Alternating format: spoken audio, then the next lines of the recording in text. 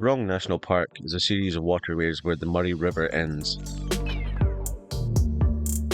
And in this video we head across the Murray River into the Fleurieu Peninsula. We're on the road again after a couple of nights at Coorong National Park. Don't know how loud this will be, it's quite loud in here, so this will be a good test for the media mods and see if I can do any editing with this sound. Yeah, where are we heading today? We're heading to Victor Harbour. Yeah, a bit bouncy though. It's not just Anna's driving, it really is quite a bouncy road.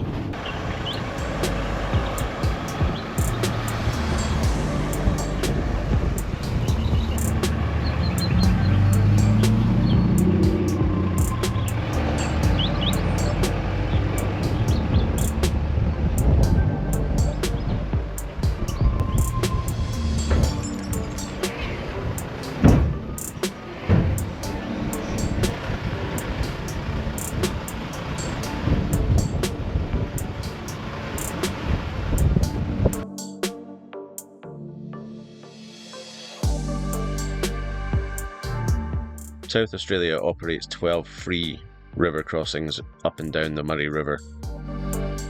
We caught our free ferry from Wellington East across to Wellington West, which was on the Fleurieu Peninsula.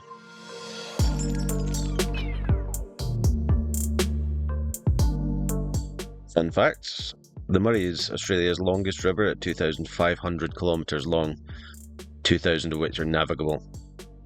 It provides fresh water for 1.5 billion households, as well as numerous farms and businesses.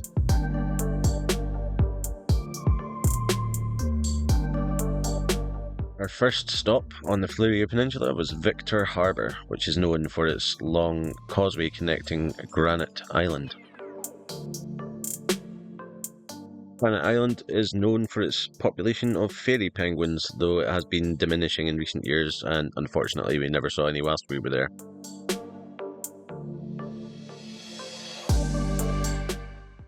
Apparently this causeway is really good for seeing cetaceans, seals, dolphins, sea dragons, whatever those are, possibly sharks, so we'll go have a wee wander along and see if we can see anything.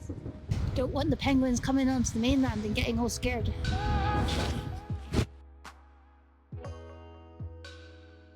I have been told that I have a background noise voice, so if you do find it difficult to sleep, just have a look at this lovely imagery and listen to my voice. If that doesn't put you to sleep, who knows what will. Sleepcast shall be my next endeavour.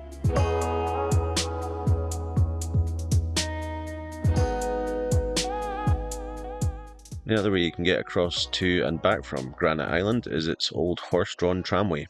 We elected not to use this form of transport on this occasion.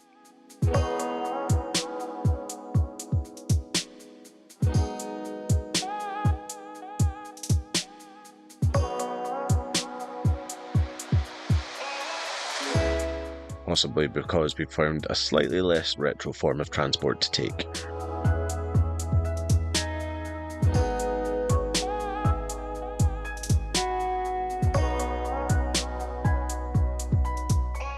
We were heading on the Cockle train, normally operated by a steam train, but on days of total fire bans like that day, they use a diesel engine instead.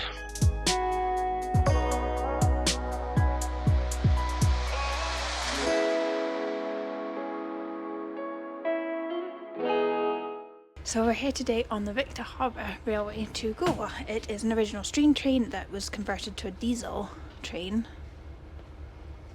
in 19 something. Such a natural. Can you tell neither of us are used to this vlogging thing? Or as my previous boss used to call it, vlogging. Probably should not take the piss out of my previous boss, given that I might need a reference at some point. Oops.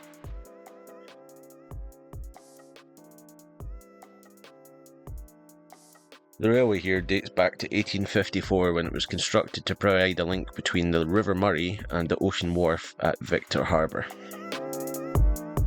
Had some pretty stunning views of small cliffs, beaches, and apparently in the right time of year in the winter you'll get to see some southern right whales as you meander along the track. Time for a quick pit stop in Gulwa to say hello to the local pelican before a quick peruse in the gift shop. Not entirely sure who would buy a model spider as a gift though. So today we're taking a ride on the cockle train from Victor Harbour to Gulwa. I swear our channel isn't just about taking vintage forms of transport. Just so happens that in the two places we've been so far, they have happened to have vintage forms of transport. So the cockle train was the first line in Australia with iron rails, and it connected Gulwa to Victor Harbour, aptly named because it was used for transporting cockles between Gulwa and Victor Harbour for fishing bait.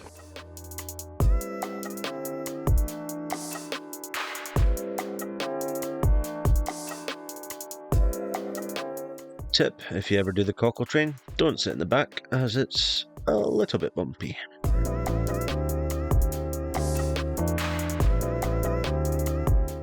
After Victor Harbour, we headed for McLaren Vale and experienced some of Australia's unsealed roads for the first time. Decided to come and visit something called the Darrenburg Cube.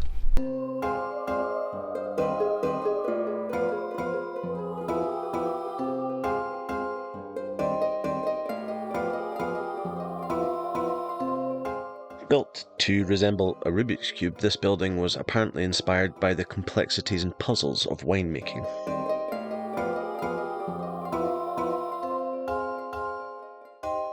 The ground floor is home to the Alternate Realities Museum, which really was just filled with weird stuff, as well as a 360-degree screen with some random videos playing on it.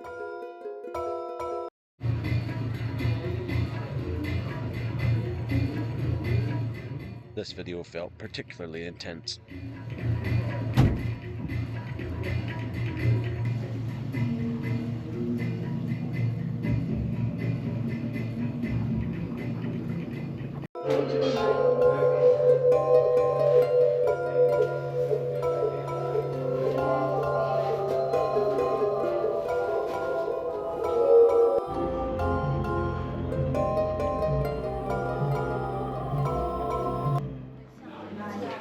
After the intensity of the frankly batshit crazy other levels, we decided to check out the much more chilled out tasting rooms, complete with this little guy.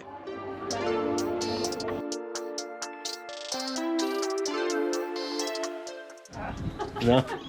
That freaked me out height-wise. I feel like I was gonna fall.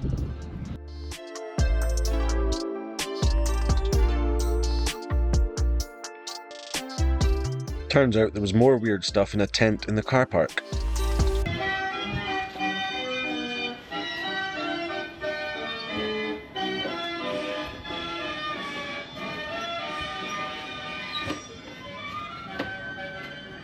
So Anna, did you expect to see this stuff at a winery? No.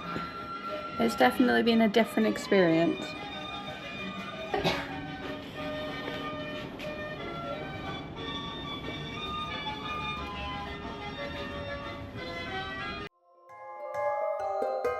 By different, she meant completely weird.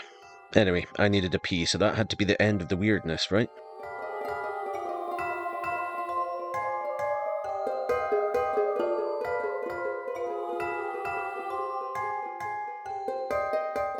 This was an utterly bizarre place, but would I recommend?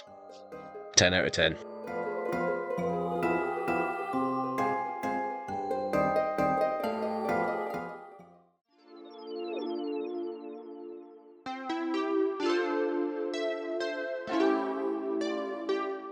In what felt like a complete juxtaposition, we headed on to Rapid Bay.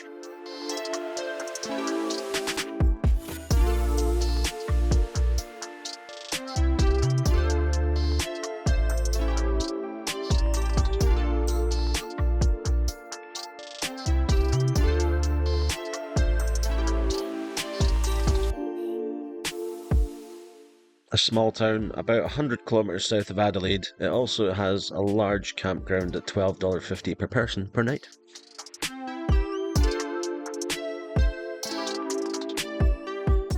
As well as the beautiful beach, there's also some pretty cool caves to explore and a jetty that's nice to have a walk along or a snorkel under.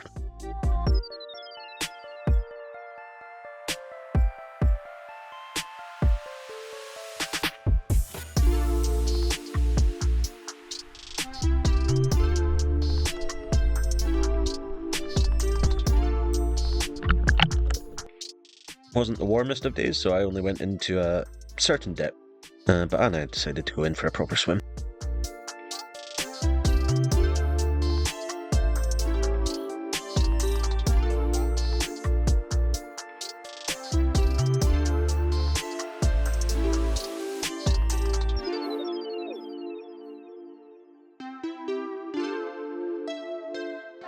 We head to Kangaroo Island, though we do see more of these guys than kangaroos.